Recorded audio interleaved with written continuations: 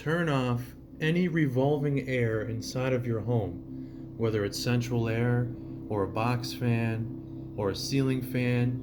We want to create an environment with air that is as still as possible. With still air, we won't have contamination blowing around. Before I cover the supplies you're going to need, we need to talk about the rice itself. So right here I have 3 packages of the Uncle Ben's Ready Rice. It's the microwavable rice that's ready in 90 seconds. The rice that we want is this whole grain brown rice. Now these 2 right here are the same. This is the new packaging, and this is the old classic packaging, which is almost becoming a collector's item. This is the new whole grain brown rice. This one is a whole grain medley. We don't want anything that deviates from the whole grain brown rice. The whole grain medley is a mixture of different rices, herbs, and spices that has a high sodium content because of the additives in it. It's delicious and it tastes great. However, for growing our mushrooms, we don't want it. We just want plain whole grain brown rice. So why don't we use white rice? Well, you can use white rice, but just like for humans, brown rice is the most nutritious rice for mushrooms to consume. It contains all of the nutrients inside of the grain, and it hasn't been milled and processed like white rice. If you think back to the original PF Tech, that was brown rice flour that we ground up and put into our mason jar. You may have also heard about something called the Broke Boy Tech, which is just cooking your own brown rice, sterilizing it, and inoculating it with your gourmet mushroom of choice. But for beginner's sake, you just want the whole grain, brown, Uncle Ben's Ready Rice, perfect every time in 90 seconds. Now let's go over the mandatory supplies. So number 1, paper towels. Number 2, a lighter. We're going to be flame sterilizing some things.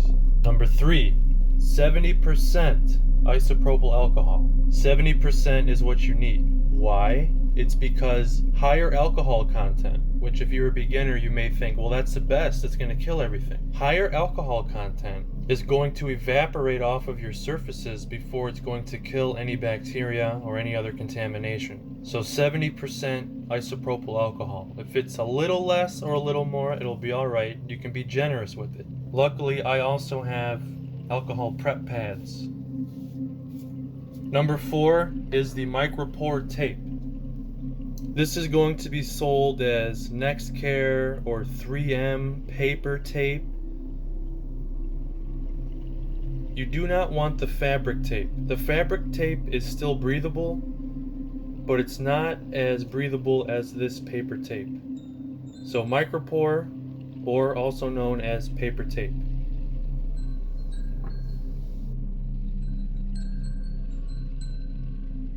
Your last mandatory supply is going to be your Spore syringe. This is usually how it comes packaged. You've got a sterile needle, you've got the syringe, and you can see that black clump in there. Those are the mushroom spores. Not every syringe is going to have spores like this clumped together. Some people would say that this could actually be a bad syringe because it was not homogenized correctly.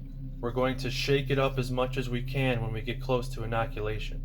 So that's not going to be an issue. The difference between a spore syringe and a liquid culture syringe is that a spore syringe like this one contains mushroom spores. A liquid culture syringe contains mycelium that was already germinated from spores.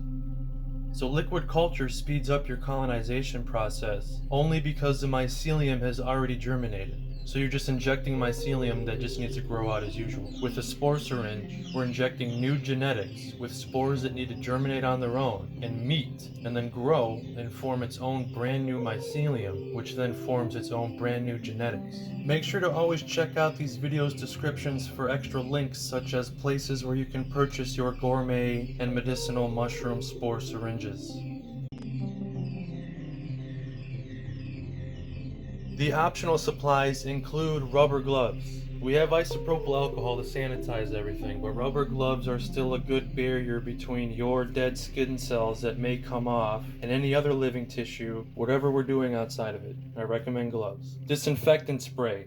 is optional because you can still do a great job disinfecting with the 70% isopropyl alcohol, but a spray is going to cover a lot more. It's going to be great to spray and let your area sit and disinfect. And of course, face masks. These are becoming more available now that they are restocked everywhere, but it definitely helps keep that barrier between your mouth and the environment you're working with. So if you don't have a face mask, it's alright. Just don't be spitting all over your Uncle Ben bags. Another recommended supply is what's called a still air box. You've probably seen this little one in the other videos on this channel. And this is just a small example of what a still air box is. It creates a contained still air environment for you to work around with. And this one is pretty small. I think I mentioned before in an earlier video that it's a 15 quart box and I cut holes in it. So the size of this box is really only good to do agar work inside of. But they're generally made out of 50-gallon totes. So that's something else that's not going to be covered here. This is just an optional supply that you can use to help your inoculation effort. If you're not going to use a still air box, you want to choose a nice little corner like this classic corner that I have in my kitchen. It's very tiny, very secluded, easily sprayed down, easily disinfected, easily cleaned, can keep the air movement to a minimum, and it's been great. One mistake that people make is going into their bathroom to inoculate whatever grain spawn they're going to use for mushroom cultivation. Unless you have a little counter space like I showed you in my kitchen inside of your bathroom, the bathroom is so huge and hot and humid, and it's just prone to so much contamination. It's a huge breeding ground. It's so hard to get clean. Choose a little corner with solid surfaces that you can completely spray down and disinfect. You can never be too sterile when you're working with fungus. Okay, I've been standing around doing a lot of talking, a lot of spitting all over all of this stuff. I didn't have a face mask on so you can hear me better. First thing I'm going to do is spray everything down lightly with the disinfectant spray. This is why it's a good supply to have.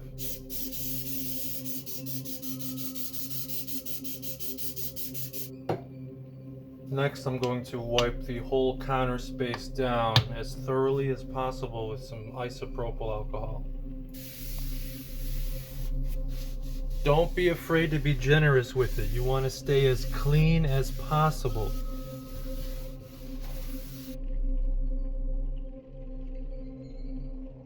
To prepare the syringe, the best place to store your spore syringes is in the refrigerator, and that's where this one was. You can't really tell. I've got it shaken up real good. That big clump of spores is still kind of connected right now, but that's because the liquid is still cold, so it's going to be hard for it to separate. And that's not a big deal. As long as you shake it up enough and you can see some more spores floating around in the syringe, you will be good to go. The longer you continue to break this clump up, the better your chances are of getting some spores that are going to germinate and meet and grow into your mycelium. So always flick and shake your syringes very well. Even if you can't see anything in the syringe, that means it was properly homogenized. Always shake it and flick it. Now this stopper on your syringe, it unscrews. Don't lose this. You're going to want to plug the syringe back up with this when we're done. Screw the needle on. Now, when your needle comes packaged like this that you just unwrapped, it technically is already sterile. Again, you can't be too sterile. We're going to need our micropore paper tape, 70% isopropyl or your alcohol prep pads, and your lighter for flame sterilization. A lot of the new package bags are vacuum sealed very tight, so we want to break it up and get the rice pushed down to the bottom as well as we can. You don't want it too tight down here. You don't want a solid cake where it can't move around at all. Just enough so that we have some open area here on top of the bag. Right now is also a good time to check your view window and see if you see any contamination that's already in the bag, because there could have been a breach at the grocery store. Sometimes you'll see some discolored grains, but that's normal. This rice is pre-cooked.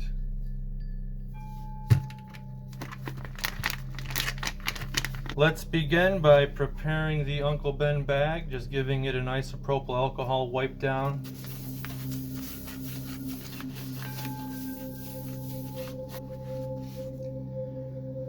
You also do not want to be moving around too quickly if you're not using a still air box. If you chose a nice little cozy corner like I have in my kitchen, stay moderate with your movements. Don't do anything crazy. Don't be pushing too much air around. It can be hard working with this paper tape when you have gloves on. And you definitely want to keep the paper tape in a clean spot because this tape can also carry contamination. So let me show you the places on the bag where we're going to pre-place some of the tape. The first place we're going to place a piece is right here near the bottom. We're going to be inoculating near the view window, so we'll have that ready to peel off. And then we're going to put 2 pieces up here on the top where we're going to place our gas exchange holes. I'm actually going to move this down a little bit because our gas exchange holes are going to be as high as we can get them away from the rice. You want to make sure that you've pushed every single little grain out of this area because you don't want anything up here that's going to introduce any contamination from the gas exchange holes or the micropore tape. If you're having trouble seeing if you got all the grains out of this area, just hold it up to a nice bright LED light and you'll be able to see it. That's one of the benefits of this new packaging of the whole grain brown rice. Alright, now before I begin the actual inoculation, I'm going to give a little spritz of disinfectant spray and make sure to especially hit the paper tape with it. The paper tape can also hold on to contamination. It can take a while for disinfectant spray to dry off when you're in a pretty still air environment, so just be patient because mycology is all about patience, starting from these first initial steps. We're going to flame sterilize our needle. Even though I said a brand new needle is sterile, you can't be too sterile when you're playing around with cultivating fungus, whether it's gourmet or medicinal. When you flame sterilize the needle, you do not want to wipe it with isopropyl alcohol. If you flame sterilize and then wipe the needle with isopropyl alcohol, it's no longer sterile. It's only sanitized. So think about hand sanitizer says it kills 99.9% of germs and bacteria. Think about sterilization kills basically 100% of germs and bacteria. So we're going to flame sterilize the needle and inject it directly into the bag, and that rice is going to help cool the needle as it enters the bag, and it'll be cool enough to inject your spore solution without destroying any of the spores. With the Uncle Ben brand bags, we only want to use 0.5 to 0.75 cc's of liquid. A cc is just one of these lines on a syringe. Now a brand new syringe like this, obviously you can see there's a lot more solution than just 10 cc's in there. Every spore syringe is going to appear differently based on the vendor who sold it and who possibly filled it, and based on the manufacturer of the syringe. So for example, this syringe right here was sold as a 10 cc spore syringe, and because the manufacturer did not label the syringe fully, the vendor sold it as a 10 cc spore syringe. This spore syringe right here is filled to the top, and it is filled at exactly 10 cc's or 10 milliliters of spore solution. So it all depends on the vendor and the syringe manufacturer on what your actual syringes are going to look like. Whenever you're reading a syringe, if you didn't know, you want to go off of the second black ring here on the plunger. So once you get down to actually using your measurement lines, you want half of a cc to 3/4 of a cc. In reality, you really only need a drop of spore solution in order to get enough spores to germinate in meat in order to grow the mushroom mycelium. I've pulled the cap off of my needle, as you can see in the background, and now we're going to flame sterilize it until it's red hot. Make sure you go some ways up the needle because we're sticking more than just the tip in this bag. Set the lighter down. We're going to inject right at the view window, right below the rice. Just stick it right in there. Be sure not to puncture the view window, but right about here would be good. Going to judge about 0.5 to 0.75 cc's of liquid. One of the issues you can run into doing this is that you may end up with a piece of rice stuck in the needle. Alright, so I'm going to pull the needle out, slow movements, and immediately get that tape put right over that needle hole. I know it's hard to see from that angle, but Trust me. This is the view of the bag right now. Make sure your tape is nice and tight over that needle hole. And the reason why we inoculated down here right at the view window is because as soon as anything germinates and starts to grow in meat, you're going to see it right away. This is going to help you know if you have any contamination down here. As far as the top of the bag goes, it's going to be a while until you find out if there's any contamination up here. Put the cap back on the needle so you don't poke yourself and inject yourself with mushroom spores. Unscrew the needle, just like that, and put your syringe plug back on, and now we are done with this syringe for right now. All we have is the needle. And of course, before I start with the gas exchange, I'm going to get a little isopropyl wipe down of everything again. Going to get a good wipe of the top of this bag. Our gas exchange is going to be as high up as we can get it without touching the rice. So I told you that these new Uncle Ben package bags are vacuum sealed pretty tightly. What you want to practice doing is taking the bag and kind of pinching the two layers to separate them. Kind of like this. What you're trying to get a hold of is to be able to pinch this top layer of the bag.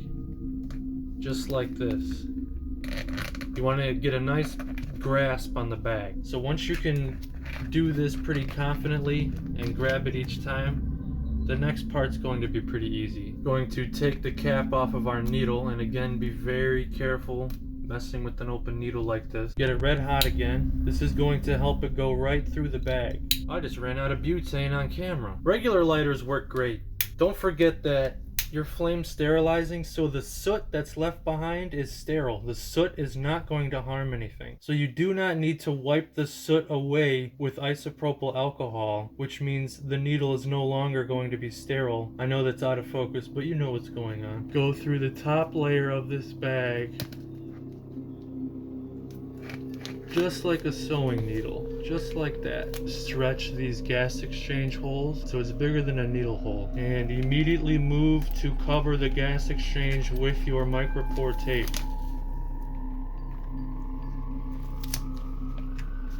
Get a nice seal over those holes.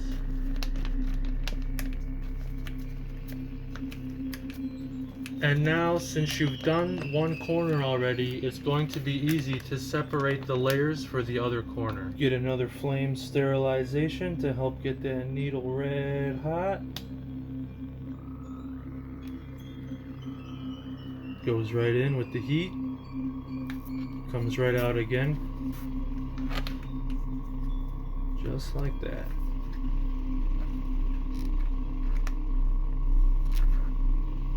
Come out and get a good seal over those needle holes with your micropore paper tape. Get a bright light and put it on your bag and check for any other breaches in the packaging. Like right here on the back of mine, on that first needle penetration, I accidentally got the back of the bag. It's tough, it's hard to do. We've been in a pretty sanitized environment, so I'm going to go ahead and place some micropore tape over this, and it should be alright. And that'll happen, because these bags are vacuum sealed very tightly, so do not worry about it, but just make sure to try to catch it right away. I have faith that this bag is still going to not be contaminated. Check that clear window, feel around, that should be good. Any point in time after this, you do not want to get the tape wet.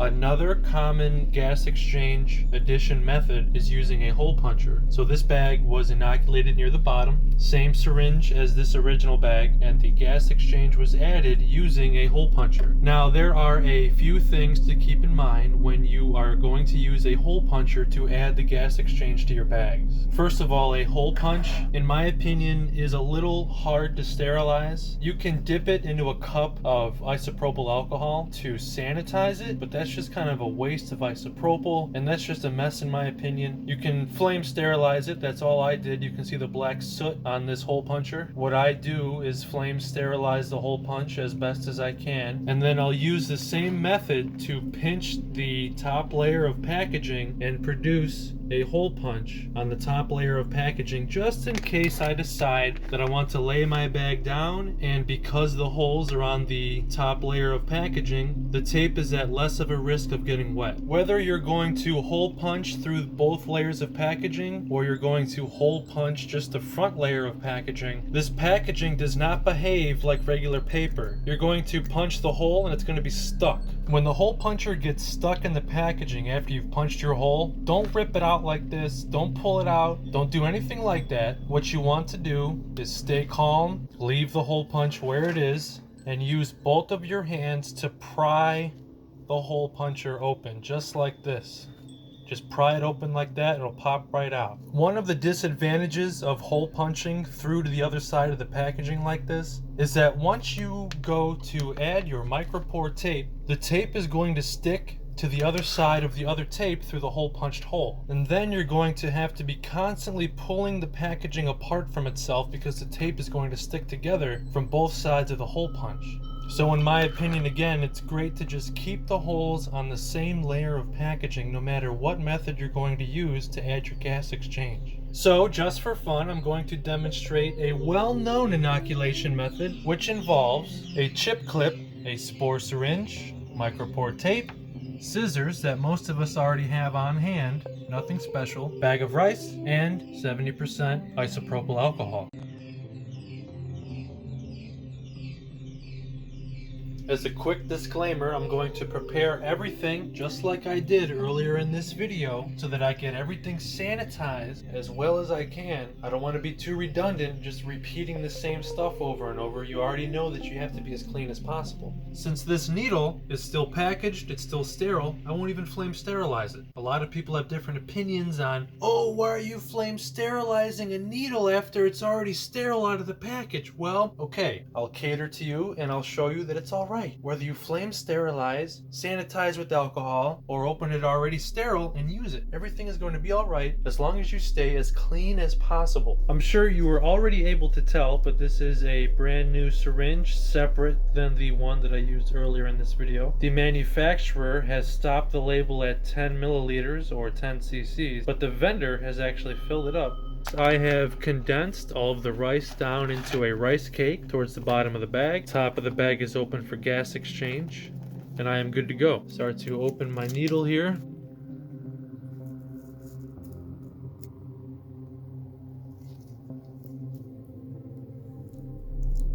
I'm going to take my syringe. I have not removed the cap, it's still sterile. Now the cap is going to come off. No need to flame sterilize when it's already coming from sterile packaging. And I'm going to inject it right into the middle of the rice cake just like this. And it is as simple as that.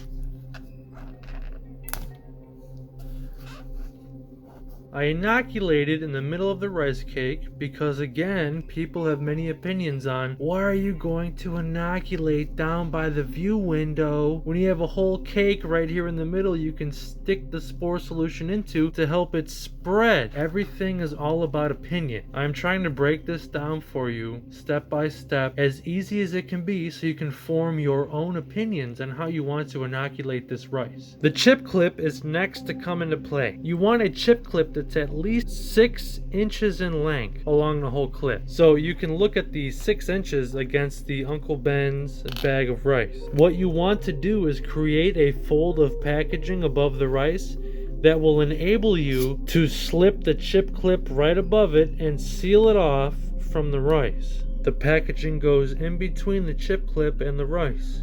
We've got a nice airtight seal right here. Now that the top of your Uncle Ben's rice bag is clipped off from the rice below, we can now add our gas exchange using the scissors that we already had on hand. Just a reminder, you always want to sanitize your scissors. You can even flame sterilize them as you see fit. It's all based on opinion and experience and your own situation on where you're doing this at.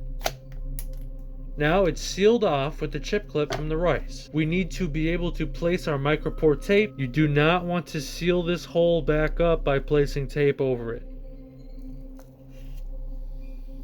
This is sometimes why many people prefer at least a hole puncher over slicing the corner of the bag open. Once you have placed your initial piece of tape over that cut corner like that, you can proceed to add a little more tape to make sure you've covered up all of these holes around that incision that you've created in the bag. Now you have a bag of rice that has been inoculated with your mushroom of choice.